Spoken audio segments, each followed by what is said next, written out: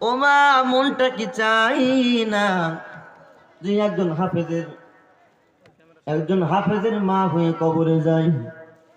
ও মা, মনটা কি চাই না একজন ভালো আলেমের সন্তান হয়ে একজন ভালো আলেম সন্তান রেখে পৃথিবী থেকে বিদায় নেই? যে সন্তান আপনার জানাজার নামাজ পড়াবে, যে সন্তান আপনার কবর জিয়ারত করবে, যে সন্তান গিয়ে আপনার কবরে জিয়ে পড়বে ইয়াসিন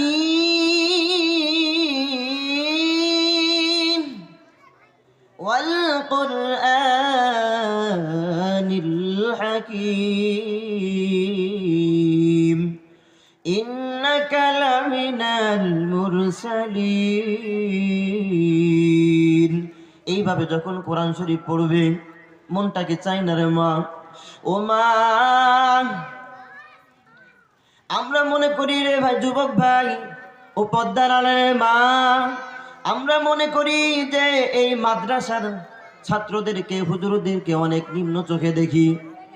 ও মা, নিম্ন চোখে দেখো না। কেননা যখন কোনো ছাত্র তার বাড়ি থেকে যখন ইলম শিক্ষা করার জন্য যখন বের হয়, আল্লাহ তাআলার ৭০,০০০ ফেরেশতা এবং মাখলুক এবং গাছের পিপিলিকা থেকে গাছের পাখি থেকে গর্তের পিপিলিকা পর্যন্ত তার জন্য মাগফিরাত চাইতে থাকে। শুধু তাই নয় রে গোলাম, এবং তাদের পায়ের নিচে, এই তলবি ইলমের পায়ের নিচে ফেরেশতারা এসে তার পর বিছিয়ে দেয়। জোরে বলেন সুবহানাল্লাহ। ও মা, ভালো করে শুনে না, আমি বলছি না যে জেনারেল লাইনে পড়ায়েন না, জেনারেল লাইনে পড়ান, ডাক্তার বানান, মাস্টার বানান, কোনো অসুবিধা নাই। কিন্তু আজকে যদি আপনি শরীয়তের হুকুম বিধিবিধান সম্পর্কে, নামাজ সম্পর্কে, যাকাত সম্পর্কে যদি ধারণা দেন, কাল কিয়ামতের ময়দানে ওই ছেলে মেয়ে আপনাকে দাঁড় করাবে কিয়ামতের দরবারে। আল্লাহ তাআলা বলেন, ওয়াকালাল্লাযীনা কাফারু রাব্বানা আরিনাল লাযাইনি ইয়াদুল্লানা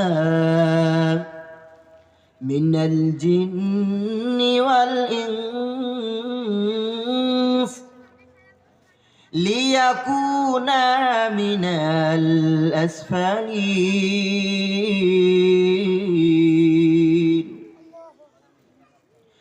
এর নবীর উম্মতের দল, আল্লাহ তাআলা ডেকে বলেন, বান্দা, ও মা বাবা, ভালো করে কান দিয়ে শুনে নাও, কিয়ামতের ময়দানে ওই ছেলেকে আপনি কোরআন শিক্ষা না দেওয়ার কারণে, নামাজ ৫ ওয়াক্ত না পড়ার কারণে, ওই কিয়ামতের দিন যখন ওই সন্তান আপনার জাহান্নামের মধ্যে যাবে, তখন ওই সন্তান আপনাকে বলবে, আল্লাহ তাআলাকে বলবে, না না, আমি একা জাহান্নামের মধ্যে যেতে পারবো না। আমাকে দুনিয়ার মধ্যে আমার মা বাবা আমাকে কোনো শিক্ষা দেয়নি, আমাকে নামাজের কথা বলেনি, আমাকে যাকাতের কথা বলেনি, আমাকে কোনো এগুলো বিষয়ে পরামর্শ দেয়নি। এর নবীর উম্মতের দল তখন বলবে, আমি মা বাবাকে আমার সামনে এনে দাও, ওই মা বাবার গায়ের ওপর দিয়ে, শরীরের উপর দিয়ে পাড়া দিয়ে আমি জাহান্নামের মধ্যে যেতে চাই, এবং তাদেরকেও সাথে দিয়ে জাহান্নামের মধ্যে যেতে চাই। ও মা, ভালো করে শুনে না, এই জন্যে ডাক্তার বানাও, মাস্টার বানাও, কোনো সমস্যা নাই, তবে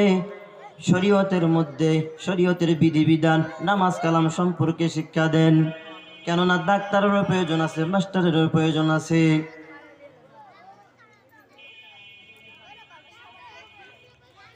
আল্লাহ তাআলার মতো দয়ালু কেউ নাই। আল্লাহ তাআলার এমন দয়া, এক বেদুইন ব্যক্তি সামনে একটি মূর্তি নিয়ে সব সময় বলতে থাকে, দিন রাত জিকিরের মধ্যে থাকে, সোনা সনাম সনাম বলতে থাকে, এই বলে বলতে থাকে, সনাম সনাম বলতে থাকে সব সময়। এক সময় তার মুখ থেকে ভুল করে বেড়ে গেল সমাদ, আল্লাহু সামাদ। আল্লাহ তাআলা গায়বী আওয়াজ থেকে আওয়াজ আসলো। আল্লাহ তাআলা ডাক দিয়ে বলতেছেন, লাব্বাইকা ইয়া আবদি, ও বান্দা আমি তোমার নিকট উপস্থিত। ওই বেদুইন ব্যক্তি বলে উঠল, আজ পর্যন্ত এতদিন সনম সনম বলে ডাকলাম, কিন্তু কোনো দিন সাড়া পেলাম না, আজকে কোথায় থেকে গায়বী আওয়াজ আসলো? আল্লাহ তাআলা ডেকে বলে, আল্লাহ তাআলা কিন্তু যারা বেশি গুনাহগার তাদের নিকট কিন্তু কখন আমার নিকট তাওবা করবে, কখন আমার নিকট ফিরে আসবে, আল্লাহ তাআলা চেয়ে থাকেন। ওই ব্যক্তিকে যখন বলা হলো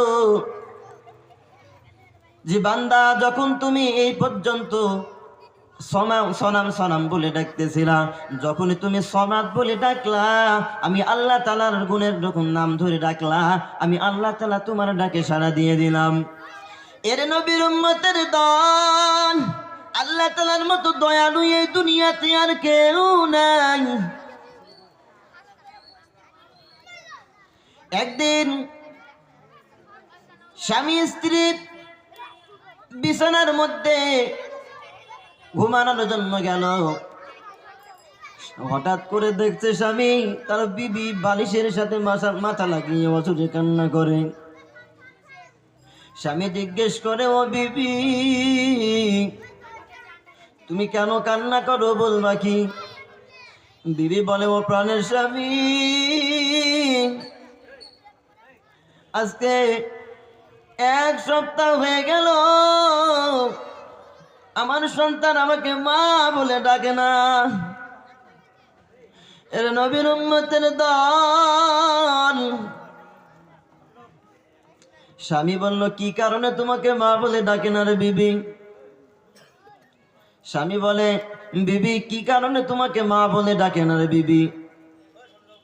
বিবি বলে, ও প্রাণের স্বামী, তাকে ভালো করার জন্য, ভালো কাজের জন্য তাকে একটা ধমক দিয়েছিলাম।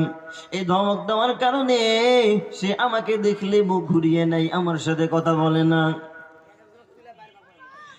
স্বামী বিবিকে বুঝায়, সান্ত্বনা দেওয়ার জন্য বলে, ও বিবি চিন্তা করার কারণ নাই, ভালোভাবে খানা খাও, ঠিক মতো খানা খাও, ঠিক মতো ঘুমাও। যখন দেখবা তোমার একা একাই তোমার সন্তান তোমার নিকট একদিন না একদিন মাথা নত করে তোমাকে মা বাবা বলে ডাকবে। এর নবীর উম্মতের দল। বিবি বলে, ও প্রাণের স্বামী, আমি খানার মধ্যে খানা মুখে দিলে লুকমা আমার মুখের মধ্যে ঢুকে না, আমি ঘুমাতে গেলে আমার ঘুম চোখে আসে না। কারণ হলো আমি সন্তানের মা ডাকে যে মজা পাই, ওই মজা আমি খানার মধ্যেও পাই না, ঘুমের মধ্যেও পাই না। সাধারণত এই যদি মা পৃথিবীর মধ্যে এই পৃথিবীর মধ্যে সাধারণত মা বাবার মতো আপন কেউ নেই। এই মা বাবার যত্ন, মা বাবার ভালোবাসা যদি এরকম হয়, তাহলে আল্লাহ তাআলার ভালোবাসা কিরকম হবে জোরে বলেন। এর নবীর উম্মতের দল। আল্লাহ তাআলা বলে, ইয়া আইয়ুহাল্লাযীনা আমানু তুবু ইলাল্লাহি তাওবাতান নাসুহা। সময় সংক্ষিপ্ত হওয়ার কারণে এর নবীর উম্মতের হন। আল্লাহ তাআলা বলেন, ইয়া আইয়ুহাল্লাযীনা আমানু তুবু ইলাল্লাহ। ওরে নবীর উম্মতের দল, আল্লাহ তাআলা ডেকে বলেন, ওরে মুমিনের দল, ওরে ইমানদারের দল, আমি আল্লাহ তাআলার নিকট তওবা করে খাঁটি মুসলমান হয়ে যাও। কি তওবা করবা, কেমন তওবা করবা? আল্লাহ তাআলা শিখিয়ে দিলেন, বান্দা নাসুহা নামক তওবা করবা, যে তওবা করার পরই বান্দা আর কোনো গুনাহ করতে পারে না। যেই তওবা সম্পর্কে তুমি তওবা করবা, যেই গুনাহ সম্পর্কে তুমি তওবা করবা, ওই গুনাহ আর ভবিষ্যতে করবা না। আল্লাহ তাআলা বলেন, আসা রাব্বুকুম আন ইউকাফিরা আনকুম সাইয়্যাতিকুম ওয়া ইউদখিলকুম জান্নাতিন তাজরি মিন تحتها الأنهار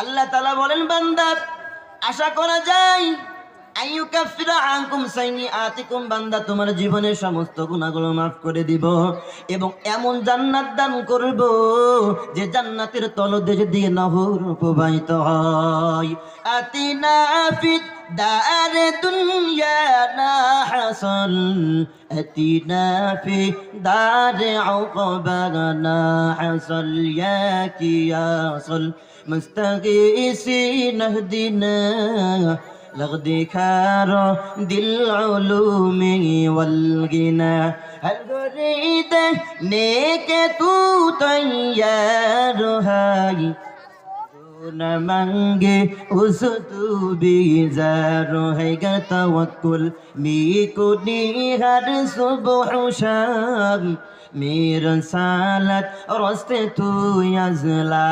مکام এর নবীর উম্মতের দল বলতেছিলাম নবী করিম সাল্লাল্লাহু আলাইহি ওয়াসাল্লামের যে গুনাহ নাই তবুও তিনি কেন দিনে 100 বার করে তাওবা করতেন রে ভাই এর নবীর উম্মতের দল এর পদ্মার আলালের মা ভালো করে কান দিয়ে শুনে নাও নবী করিম সাল্লাল্লাহু আলাইহি ওয়াসাল্লাম তাওবা কি জন্য করতেন নবী করিম সাল্লাল্লাহু আলাইহি ওয়াসাল্লামের তো কোনো গুনাহ ছিল না আল আম্বিয়া মাসুমুন নবী আলাইহিস সালামের কোনো গুনাহ ছিল না তবুও কেন তাওবা করতেন তিনি 100 বার করে হাদিস বিশারদগণ বলেন এই দুইটি কারণ রয়েছে হুজুর পাক সাল্লাল্লাহু আলাইহি ওয়াসাল্লামের হুজুর পাক সাল্লাল্লাহু আলাইহি ওয়াসাল্লামের তাওবা করার কারণ হলো দুইটি জোরে বলেন কয়টি এক নাম্বার কারণ হলো হুজুর পাক সাল্লাল্লাহু আলাইহি ওয়াসাল্লাম তার উম্মতদেরকে শিক্ষা দেওয়ার জন্য দিনে 100 বার করে তাওবা করতেন জোরে বলেন কি তার উম্মতদেরকে শিক্ষা দেওয়ার জন্য তিনি দিনে 100 বার করে তাওবা করতেন হুজুর পাক সাল্লাল্লাহু আলাইহি ওয়াসাল্লামের তো কোনো গুনাহ ছিল না তবু 100 বার করে করতেন কিন্তু আমাদের তো গুনার কোনো অভাব নাই আমাদের তাহলে কতবার করে দিনে তাওবা করা দরকার 1000 বার করে যদি তাওবা করি তবু আমাদের কিন্তু হবে না এর নবীর উম্মতের দল আরেকটি কারণ হলো যে নবী করিম সাল্লাল্লাহু আলাইহি ওয়াসাল্লামের যে কোনো গুনাহ নাই এই কারণে তিনি শুকরিয়া যাপনের জন্য 100 বার করে তাওবা করতেন জোরে বলেন সুবহানাল্লাহ আরেকটা কথা বলে শেষ করব সংক্ষিপ্ত এর নবীর উম্মতের দল তাওবা করলে আল্লাহ তাআলা কিরকম খুশি হয় এই কথাটা বলেই আমি আমার সংক্ষিপ্ত বক্তব্য শেষ করব সময় সংক্ষিপ্ত হওয়ার কারণে সামনে আর বাড়ানো গেল না এর নবীর উম্মতের দল এক ব্যক্তি সফরে রওনা দিলেন সফরে রওনা দেওয়ার সময় তার আসবাবপত্র সাবানা পত্রগুলো বেডিং পত্রগুলো সমস্ত কিছু বেডিং পত্রগুলো গুছালেন এবং সাথে একটি উট নিয়ে আগে কিন্তু যারা সফর করত উট সাথে নিয়ে কিন্তু যেত উট যখন সাথে নিয়ে গেল হঠাৎ এক চাতিয়াল ময়দান ওই ময়দানের মধ্যে গিয়ে ওই সফরকারী ব্যক্তির পানি শেষ হয়ে গেছে খানা শেষ হয়ে গেছে হঠাৎ যখন তার খানা শেষ হয়ে গেল উটটি সেখানে রেখে সে খানার সন্ধানে বেরিয়ে গেল রে মুমিন এর নবীর উম্মতের দল ওই সফর অবস্থায় ক্লান্ত অবস্থায় যখন বাইরে গিয়ে যখন খানার সন্ধান যখন পানির সন্ধান করতে করতে যখন যেখানে উটটি রেখে আসলো সেই উটটি আর খুঁজে পাচ্ছে না আরো বেশি অস্থির ক্লান্ত এর নবীর উম্মতের দল ওই সফরকারী ব্যক্তি যখন ক্লান্ত হয়ে যখন উটটি খুঁজে খুঁজে যখন পেল না তখন তিনি অস্থির হয়ে সেখানে গাছের সাথে মাথা লাগিয়ে ঘুমিয়ে গেলেন এর নবীর উম্মতের দল ওই ব্যক্তি ঘুম থেকে উঠে বিশাল একটি ঘুম দিল ঘুম দেওয়ার পরে উঠে দেখে ওই ব্যক্তির উটটি তার চোখের সামনে দাঁড়িয়ে আছে জোরে বলেন ওই ব্যক্তিটা কত খুশি হবে তাহলে ওই ব্যক্তি খুশিটা আটকে না রাখতে পেরে ওই ব্যক্তি বলে উঠলো আল্লাহুম্মা আনতা আবদি ওয়া আনা রাব্বুক তিনি বিপরীত কথা বলে দিলেন যে হে আল্লাহ আমি হলাম তোমার রব আর তুমি আমার বান্দা। বিপরীত কথা বলে দিলেন। আল্লাহ বলেন, বান্দা তোমার এই খুশির কারণে, তোমার এই আত্মমর্যাদার কারণে আমি আল্লাহ তাআলা তোমাকে মাফ করে দিলাম। আমি বুঝাইতে চাইতেছি রে ভাই, আমি বুঝাইতে চাইতেছি আল্লাহ তাআলা তাওবাকারীর উপর কি পরিমাণ খুশি হয় তাহলে চিন্তা করা যায় নাকি? এর নবীর উম্মতের দল, এই জন্য আমাদের তাওবা করে খাঁটি মুসলমান হতে হবে রে ভাই। যদি তাওবা করে খাঁটি মুসলমান না হতে পারি, ওই কবরের আযাব সহ্য করতে পারবা না। ও নবীর উম্মতের দল, ওই কঠিন মুসিবতের দিনে হুজুরে পাক সাল্লাল্লাহু আলাইহি ওয়াসাল্লাম সেদিন ইয়া নাফসি করতে থাকবেন ভাই। ওই কঠিন মুসিবতের দিনে যদি তুমি আমল না করে যাও, তাহলে সেদিন তোমার মতো আর বিপদগ্রস্ত আর কেউ হবে না। এই জন্যে আমাদের সময় সংক্ষিপ্ত, এই জন্যে আমি বলতে চাই, ওরে মুমিনের দল, ওরে ইমানদারের দল, আল্লাহ তাআলার নিকট তাওবা করে খাঁটি মুসলমান না হওয়া পর্যন্ত যেন আমরা কবরে না যাই। এই জন্য সকলে আল্লাহ তাআলার নিকট প্রার্থনা করা। এর নবীর উম্মতের দল, যখন আপনি রাতে উঠবেন ফজরের নাক দিয়ে, যখন আল্লাহ তাআলা, বান্দা তো সবসময় আল্লাহকে ডাকতে থাকে, কিন্তু এক সময় আল্লাহ বান্দাকে ডাকতে থাকে, ও বান্দা আমি আল্লাহ তাআলার নিকট চাও, আমি আল্লাহ তাআলা তোমার সমস্ত হাজতগুলো পূরণ করে দিব রে বান্দা। এর নবীর উম্মতের দল, আল্লাহ তাআলা প্রথম আসমানে নেমে এসে বলেন, ও বান্দা তোমার কি প্রয়োজন আছে বান্দা, আমার নিকট চাও, আমি আল্লাহ তাআলা তোমাকে দিব। ওই সময় আল্লাহ তাআলার নিকট সকলেই আজকে থেকেই বলবা 5 ওয়াক্ত নামাজ পড়বো, 5 ওয়াক্ত নামাজ পড়বো, হজ যদি ফরজ হয় হজ করব, যাকাত যদি ফরজ হয় যাকাত দিব, এবং 5 ওয়াক্ত নামাজ পড়বো, সুদ ঘুষ খাবো না, হালাল কাজে রোজগার করব, হালাল পথে ব্যয় করব, যেই কাজ করলে রাসূল খুশি সেই কাজ করব, যেই কাজ করলে রাসূল বেজার সেই কাজ থেকে বিরত থাকবো। এই বলে সকলেই আমরা আল্লাহ তাআলার দরবারে আজকে থেকেই বলবো 5 ওয়াক্ত নামাজ এশার থেকেই শুরু করে দিব রে ভাই। দুনিয়াটা কিছুই নাই রে ভাই, দুনিয়াটা একটা খেলাঘর। এই খেলাঘরের মধ্যে যত তুমি সামনে আগাইবা ততই খালি মনে সামনে আপনাকে পৃথিবী টানতে থাকবে রে ভাই। এর নবীর উম্মতের দল, এই জন্য আল্লাহ তাআলার নিকট তাওবা করো রে ভাই, তাওবা করে খাঁটি মুসলমান হয়ে কবরের মধ্যে চলে যাও, তাহলে আপনি আল্লাহ তাআলার নিকট গিয়েও শান্তি পাবেন, দুনিয়াতেও সম্মানিত হবেন, আখিরাতেও সম্মানিত হবেন। আল্লাহ তাআলা আমাদের সবাইকে, আমি সহ আমাদের সবাইকে তাওবা করে খাঁটি মুসলমান হয়ে যেন আমরা কবরে যেতে পারি। সকলেই বলি আল্লাহুম্মা আমিন, আরো জোরে বলি আল্লাহুম্মা আমিন। ওয়া আখির দাওয়ানা আনিল হামদুলিল্লাহি রাব্বিল আলামিন। সকলে আমার জন্য দোয়া করবেন। আমি আপনাদের বিন্টু সাহেবের মসজিদের সহকারী ইমাম, সেই মসজিদে আছি, সকলে আমার জন্য দোয়া করবেন। আমি ছাত্র মানুষ, আগামীতে যেন আমি আরো সুন্দরভাবে যেন আল্লাহ তাআলার কালাম সম্পর্কে এবং হাদিস সম্পর্কে ভালোভাবে যেন কথা বলতে পারি, এবং দ্বীনের খাদেম হিসেবে যেন আল্লাহ তাআলা কবুল করেন। এই জন্য আমার জন্য সকলেই দোয়া করবেন। আসসালামু আলাইকুম ওয়া রাহমাতুল্লাহি ওয়া বারাকাতুহু। মাশাআল্লাহ, জাযাকাল্লাহ। এতক্ষণ পর্যন্ত অত্যন্ত গুরুত্বপূর্ণ আলোচনা করছিলেন হাফেজ মাওলানা মুহাম্মদ